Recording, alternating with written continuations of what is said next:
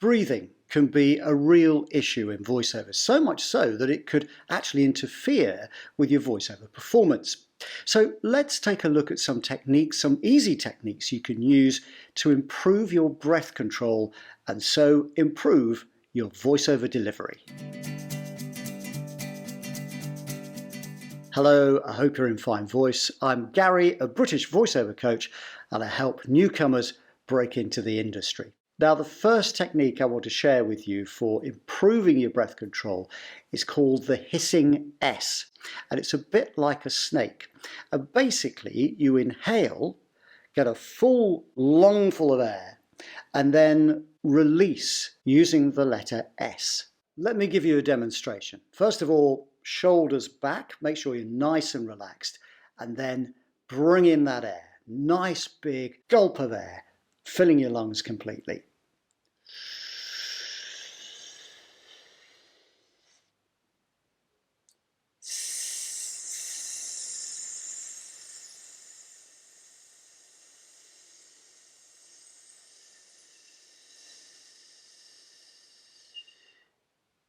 There we go.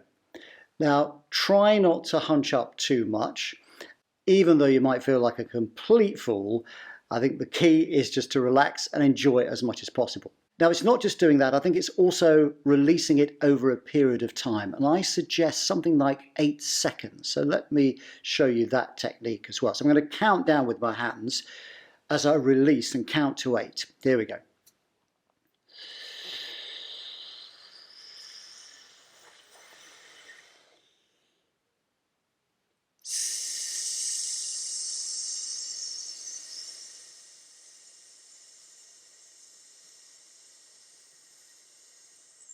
There we go. I could have gone on for a bit longer, I'm not showing off, but I could have done. And you might be able to go on a bit longer. You may not be able to. If you're starting out and you haven't done it for a while, or your lung capacity is compromised in some way, you may find you want to go for a shorter amount. And it doesn't really matter. You're just starting to do this in baby steps, really, and trying to improve your lung capacity. So that's the hissing S. The next technique you might want to employ is called belly breathing. And as the name suggests, you're breathing from your tummy, from your belly. And this will help your diaphragm. Now, in order to give you some resistance on your stomach and allow your diaphragm to push harder, you can employ this technique using books and lying down. Grab yourself a couple of cushions or a pillow and then some books, including a heavier book. And then place these on your belly and start to breathe in. As you push in and breathe in, you'll notice that the books begin to rise.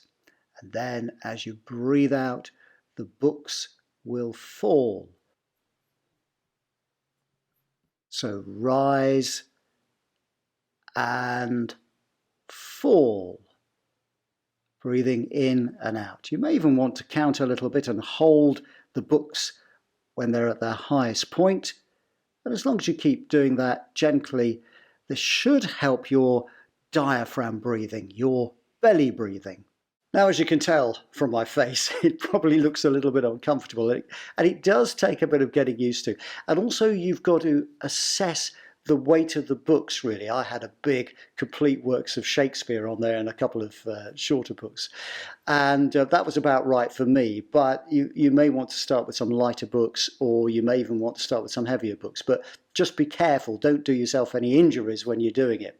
The third way of improving your breath control for voiceovers is to do some exercise. And this can be anything from brisk walking to star jumps to spinning on an exercise bike.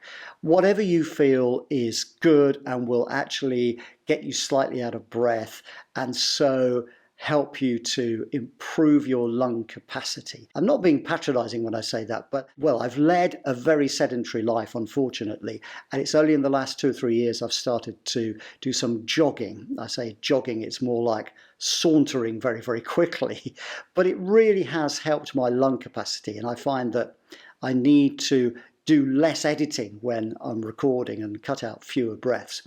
So it is something well worth thinking about. Anyway, look after your voice, look after your lungs, and look after your body generally as well. Take care and see you next time.